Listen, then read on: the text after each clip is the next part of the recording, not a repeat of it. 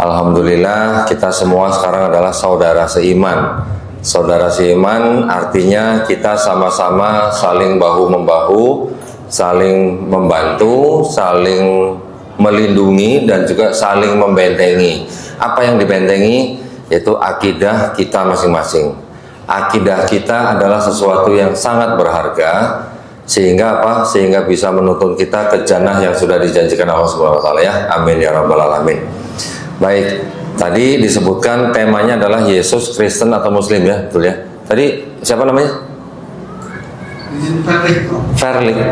Fendrik. Masya Allah, mualaf baru bulan Maret kemarin. Udah fasih ya, Masya Allah ya, keren ya. Alhamdulillah. Baik, kalau kita bicara tentang Kristologi ya, Kristologi itu adalah artinya salah satu bidang ilmu yang mempelajari tentang posisi Nabi Isa alaihissalam di dalam agama kekristenan. Nah, kenapa kita kok perlu mengetahui ilmu Kristologi ini? Ya, sebenarnya ilmu Kristologi ini buat kami ini dari Yayasan Pembina Mualaf At-Tauhid yang berpusat di Surabaya. Ilmu Kristologi ini buat kami, yayasan kami ini adalah ilmu atau sebenarnya dakwah tauhid sebenarnya. Karena dengan ilmu Kristologi itu kami mempelajari bagaimana orang Kristen mempertuhankan Yesus atau Nabi Isa alaihissalam, bagaimana Kristen terbentuk, bagaimana kitabnya mereka tersusun, kapan, di mana, siapa yang nulis dan sebagainya. Itu yang semua kami pelajari. Sehingga dengan mempelajari itu kami mengetahui, nah dengan akidah Islam, dengan kacamata Islam, bagaimana kita melihat akidah saudara-saudara kita yang ada di Kristen ya. Tapi ilmu Kristologi ini tujuannya bukan untuk menjelek-jelekan agama orang ya, bukan untuk menghina agama orang, apalagi sampai menghina sesembahan orang ya. Allah Subhanahu wa taala sendiri sudah memerintahkan kita untuk tidak menghina sesembahan orang lain. Karena apa? Karena kalau kita menghina sesembahan orang lain, orang itu nanti akan menghina sesembahan kita Allah Subhanahu wa taala tanpa pengetahuan. Betul ya? Jadi tujuan kita untuk mempelajari ilmu Kristologi ini tidak lain tidak bukan adalah untuk membentengi akidah umat Islam. Dari apa? Dari yang namanya upaya-upaya pendangkalan akidah atau upaya-upaya pemurtatan. Di daerah sini masih ada nggak ya Pak ya? Upaya-upaya pemurtatan Pak? Oh banyak Pak. Ada ya. Kalau ada saya lanjutkan nih. Kalau sudah nggak ada saya pindah tempat lain maksud saya gitu. Aduh, mohon maaf sampai lupa memperkenalkan diri ya. Tadi mungkin sudah disebutkan. Mungkin juga ada bapak-bapak yang di sini yang sudah mengetahui channel kami, channel Donditan. Nama saya Donditan. Tan itu adalah marga saya. Tadi Hendrik marganya apa? Ah benar. Nah, marga itu bahasa Hokkien-nya se, betul ya? Berarti Hendrik setan. Saya juga setan. Margatan maksudnya ya. Setan bukan seton Pak. Alhamdulillah saya kembali ke Islam. Nah, ketika kita sudah mengetahui esensi daripada Islam, saya sudah nggak mau lagi disebut sebagai mualaf. Jangan sebut kita mualaf terus ya, Hendrik ya. Sebut aja mantan kafir gitu ya. Gak apa-apa ya sebut mantan kafir ya. Daripada mantan muslim, ya Pak. Nah, alhamdulillah kita harus selalu ingat bahwa setiap manusia yang lahir fitrahnya adalah muslim. Fitrah ya, sifat asal manusia adalah muslim.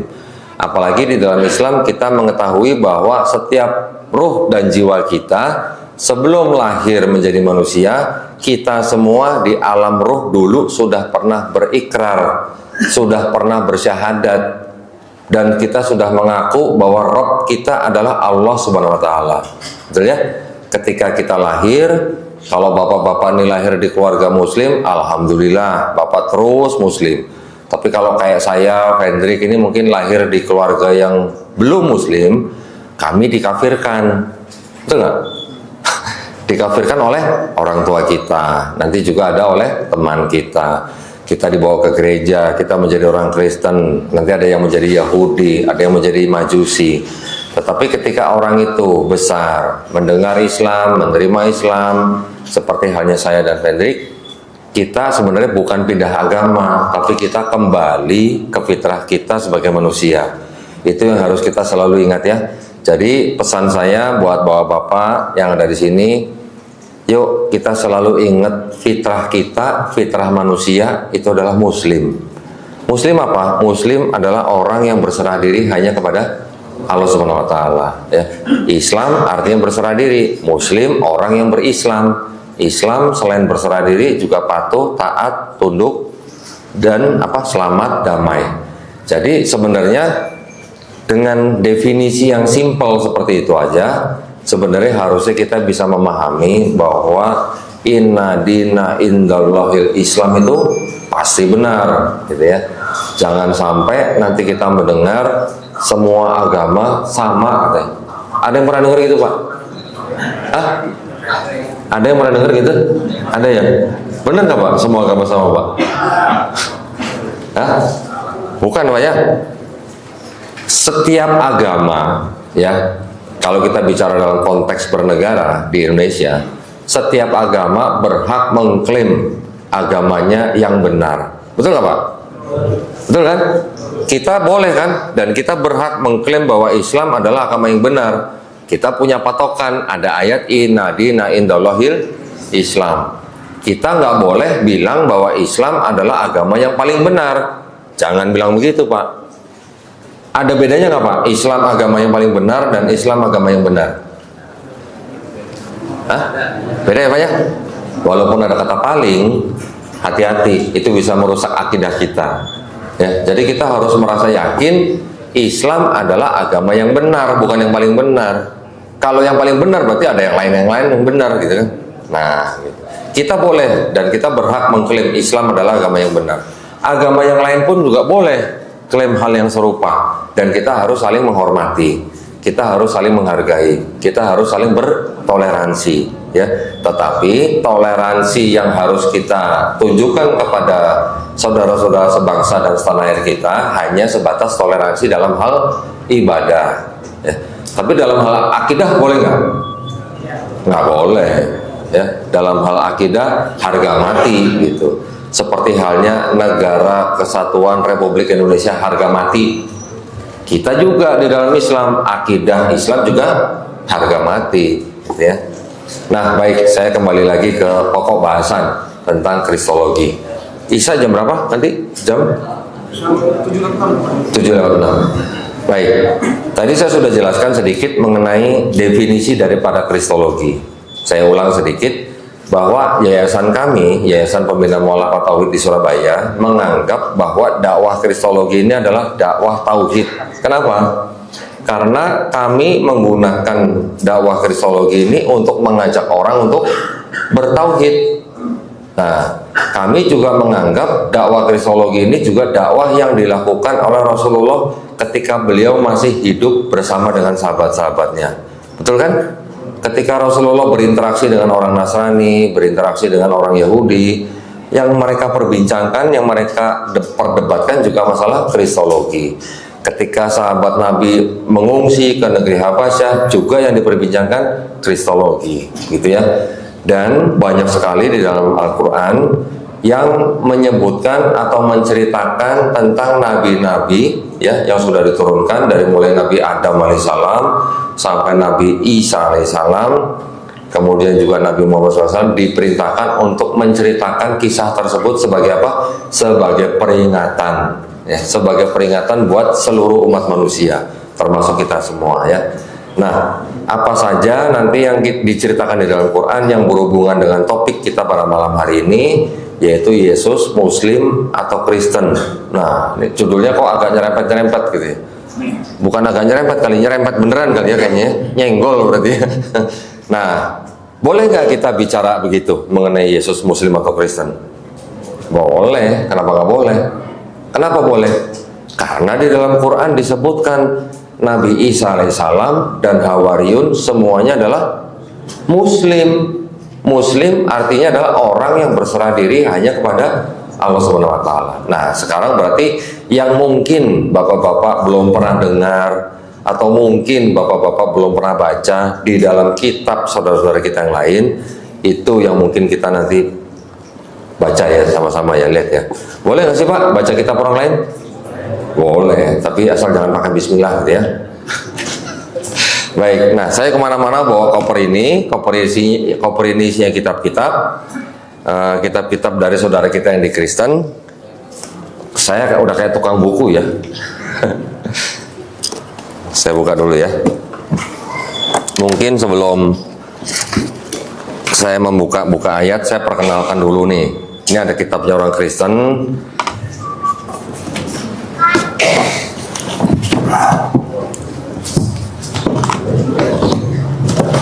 Nah, secara umum yang sering digunakan oleh saudara kita Kristen yang disebut dengan Kristen Protestan ya, yang paling banyak di Indonesia ya, itu adalah ini.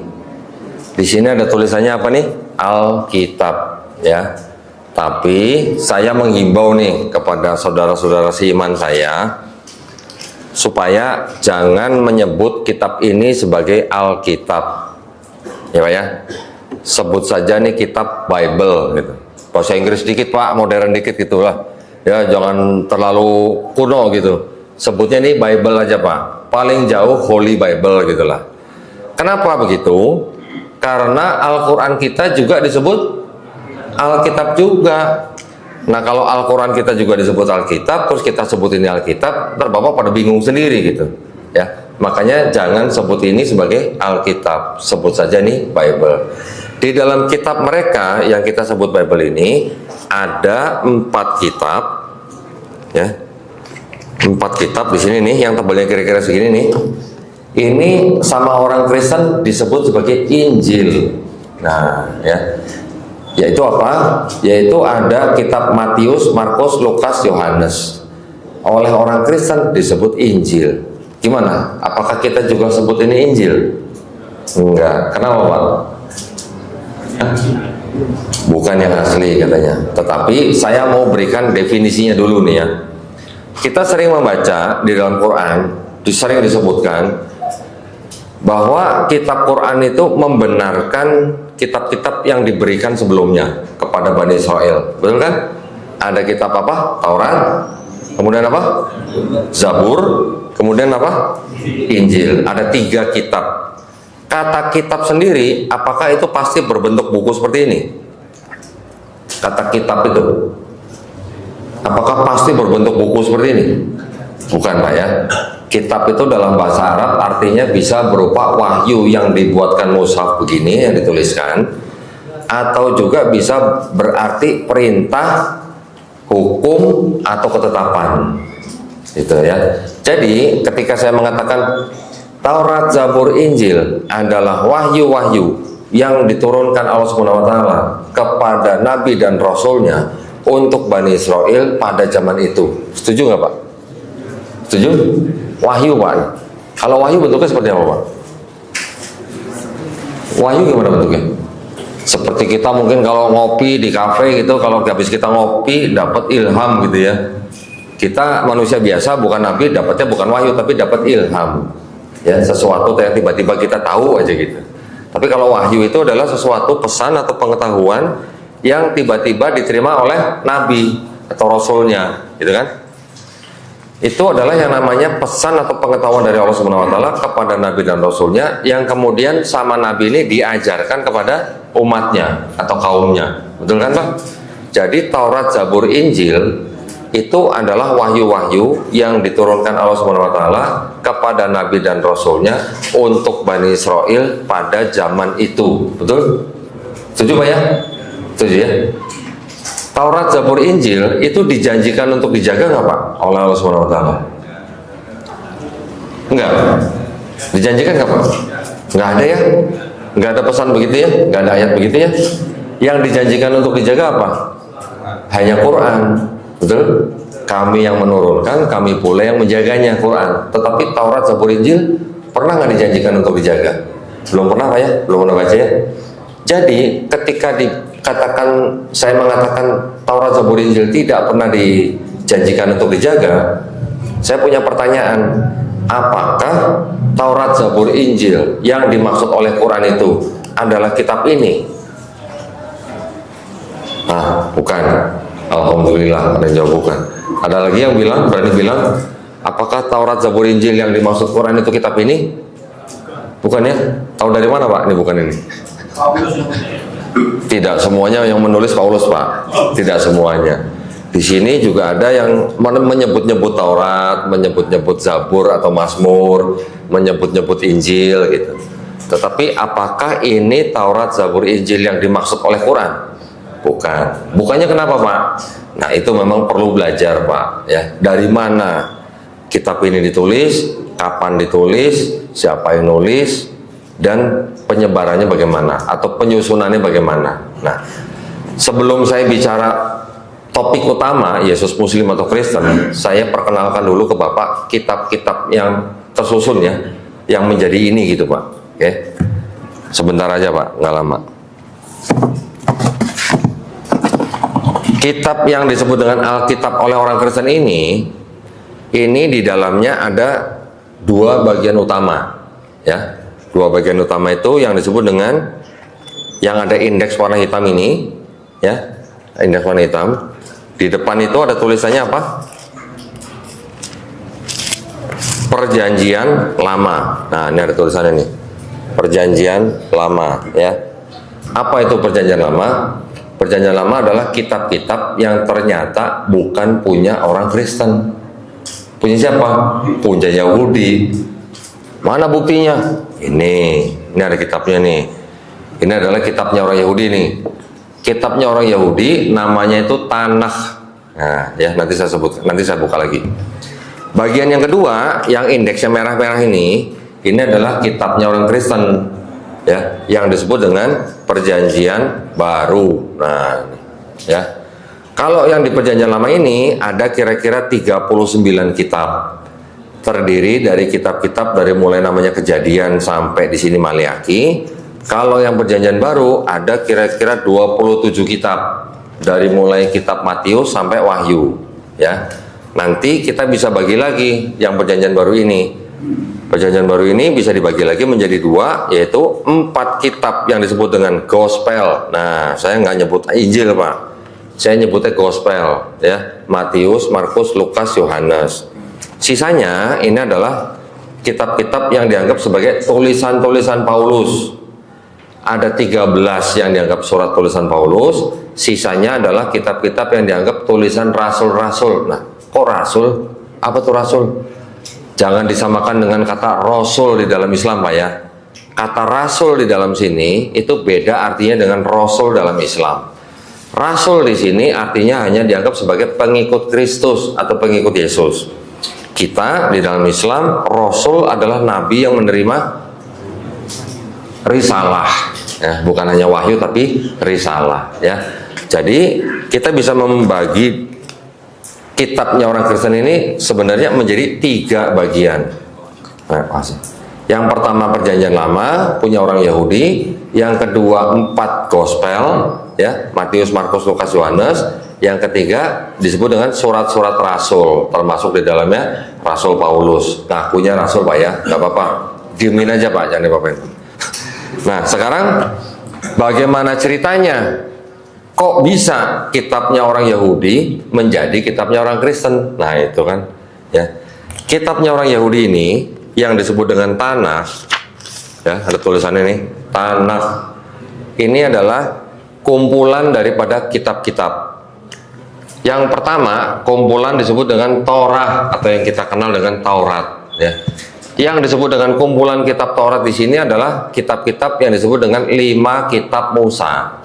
Kejadian, Keluaran, Imamat, Bilangan, Ulangan, ya, gak usah dihafalin Mas ya. Itu yang disebut dengan 5 kitab Musa. Kemudian kedua itu adalah kelompok kitab-kitab yang disebut dengan kitab nabi-nabi atau yang menceritakan tentang nabi-nabi. Ada Nabi Yesaya, Yeremia, Yeskiel, Ayub, Hagai, Yunus, kemudian Maliaki dan sebagainya. Nanti kelompok yang ketiga namanya kitab tulisan atau writing atau ketuvim. Itu dianggap sebagai tulisan daripada orang-orang bijak, termasuk tulisan nabi-nabi. Nanti ada tulisan yang disebut dengan Mazmur. Di sini tulisannya Mazmur. Kita Islam mengenal dengan Zabur, gitu ya.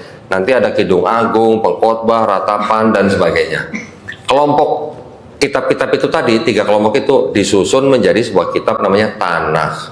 Tanakh ini jadi kitabnya orang Yahudi. Ditulis atau disusun dalam bahasa Ibrani, disusun kira-kira tahun 450 sebelum Masehi. Sebelum Masehi ya, artinya sebelum ada Yesus gitu. Jadi Yesus belum lahir, hampir 5 abad ini sudah ada, sudah ditulis, sudah disusun oleh orang-orang Yahudi setelah mereka dan selama mereka berada di Babilonia. Ya, jadi ada sejarah sedikit tentang bangsa Israel bahwa mereka ketika diserang oleh Assyria kemudian direbut oleh Babilonia, orang-orang Israel yang sudah membangun bait suci atau Baitul Maqdis pertama kali itu dihancurkan oleh Raja Nebukadnezar kedua, kemudian orang-orang Israel dibawa ke Babilonia, diungsikan gitu. Nah, selama diungsikan mereka menyusun ini gitu. Ya. Kemudian di abad ketiga, kitab ini yang dalam bahasa Ibrani itu diterjemahkan menjadi bahasa Yunani. Nah, ini kitabnya. Namanya kitab apa? Septuaginta. Septuaginta ditulis dalam bahasa Yunani, diterjemahkan oleh orang-orang Yahudi juga sebenarnya, ya 72 rabi-rabi yang diimpor dari Yerusalem dibawa ke Mesir, kota Alexandria, diterjemahkan di sana, kemudian selesai kira-kira sampai abad kedua, ya hampir pertengahan kurang lebih lah, pertengahan abad kedua. Nah, ketika sudah menjadi kitab yang berbahasa Yunani ini, kitab ini beredar sampai kira-kira abad keempat Masehi. Nah, berarti dari abad kedua, abad pertama Masehi, kedua, ketiga, keempat masih. Berarti kira-kira 600 tahun kitab ini beredar dalam berbagai versi, tetapi terjemahannya kemudian diutak-atik gitulah. Nah, kalau bahasa kerennya diresensi gitu. Resensi itu artinya dikritik terjemahannya. Jadi terjemahan ini di abad keempat itu distandarisasi oleh bapak-bapak gereja, setelah sebelumnya diresensi oleh bapak gereja Origen, Lucian, terakhir abad keempat Hesisius. Ini digabungkan dengan perjanjian baru. Nah, ini kitab cuma isinya perjanjian baru nih. Jadi pada waktu abad keempat ini jadi perjanjian lama, ini jadi perjanjian baru, digabungkan jadi satu. Nah, ini yang jadi kitabnya orang Kristen. Kemudian baru diterjemahkan ke bahasa Latin, ke bahasa Jerman, bahasa Belanda, bahasa Inggris dan sebagainya sampai ke bahasa Indonesia jadi yang ini. Oke. Jadi ini sejarahnya sedikit lah supaya bapak-bapak tahu nih. Permasalahannya, nah, apakah orang Yahudi yang punya ini mau menerima ini? Nggak mau. Kenapa? Beda bahasa. Bukan, Pak, bukan beda bahasa. Tapi beda pemahaman, beda penafsiran gitu, ya. Karena terjemahannya sudah diresensi atau diutak-atik, sehingga buku ini tidak bisa mewakili 100% buku ini. Jadi orang Yahudi bilang itu sudah tidak mewakili tafsirnya orang Yahudi gitu. Jadi yang ini seolah-olah berbicara tentang Yesus di sini. Nah, yang menyusun kitab ini banyak sekali mengutip dari sini. Hampir 1000 ayat yang ada di sini berasal dari sini. Jadi kalau orang Kristen bilang bahwa penulis perjanjian baru diinspirasi oleh Roh Kudus, karena ada 1000 ayat yang dikutip dari sini, kan jadi tanya kita, diinspirasi oleh Roh Kudus atau diinspirasi oleh ini gitu. Septuaginta. 1000 ayat, nggak sedikit loh, ya banyak. Nah, setelah ini menjadi kitabnya orang Kristen, kita perlu bertanya, bedanya apa ini dan ini? Yang ini setelah diresensi menjadi berbicara seolah-olah Yesus dinubuatkan di sini, gitu. Ya, ini akan jadi perjanjian lama. Jadi orang Kristen bilang Yesus itu sudah dinubuatkan di sini, gitu. Padahal kalau menurut orang Yahudi yang punya ini, enggak, salah. Itu bukan nubuat untuk Yesus, itu nubuat untuk yang lain. Ada nubuat untuk Raja Hezekia, ada nubuat untuk anaknya Raja Yesaya, Nabi Yesaya dan sebagainya. Jadi tafsirnya orang Yahudi yang ini dengan tafsirnya orang Kristen untuk yang ini berbeda, gitu ya. Ini yang menjadikan orang Kristen pakai kitabnya orang Yahudi. Sampai di sini paham ya? Ya, alhamdulillah. Izin minum dulu Pak ya. Dari tadi nyampe belum minum ini. Mana ini? Sebentar.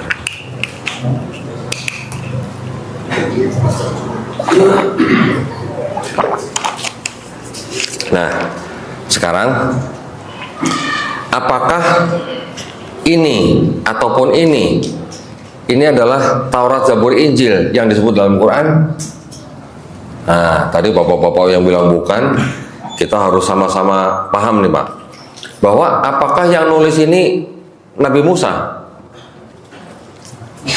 Hah? Bukan. Bisa buktiin Pak? Bisa, harus bisa ya, kalau perlu bahannya nanti saya bisa kasih. Ternyata ini yang nulis bukan Nabi Musa langsung.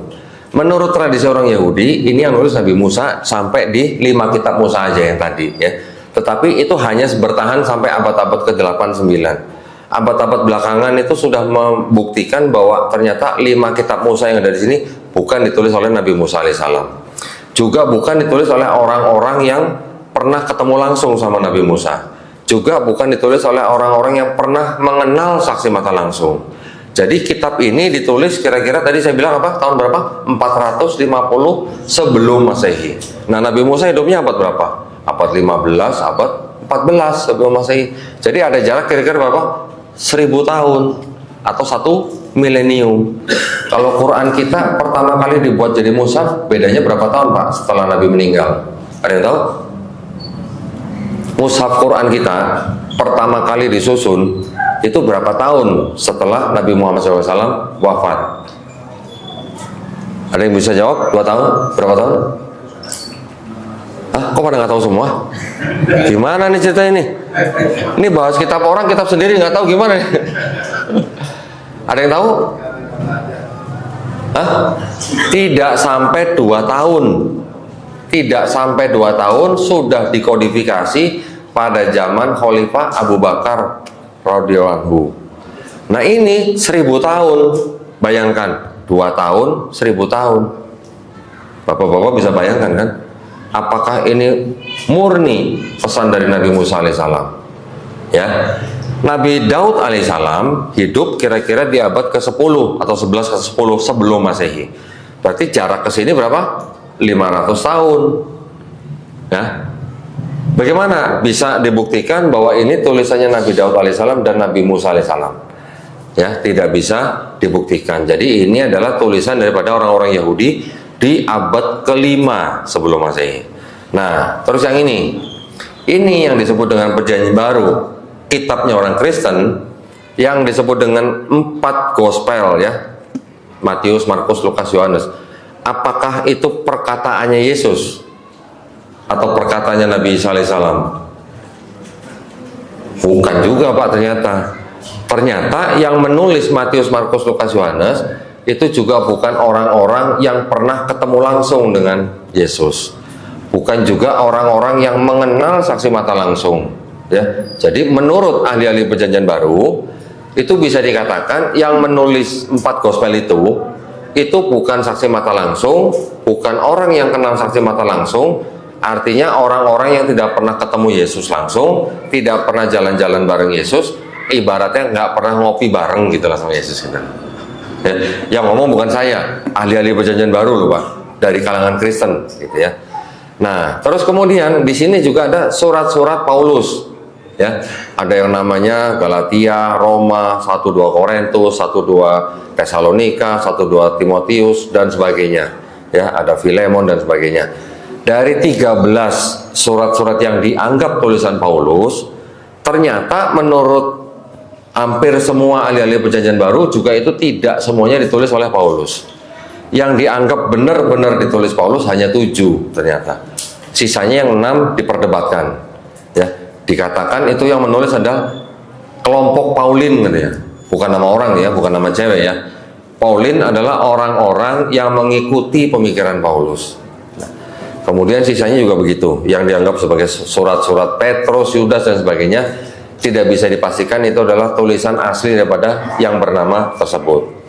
Nah, sekarang dari hal kesohihan ya atau keautentikan penulisnya, kita jadi bisa mengetahui bahwa ternyata ini jauh berbeda dengan tradisi Islam. Kalau di Kristen, kitabnya mereka diturunkan dengan tradisi tulisan atau teks. Kalau Islam diturunkan dalam tradisi lisan atau hafalan ya. Makanya ketika pertama kali Quran dikodifikasi atau disusun menjadi mushaf,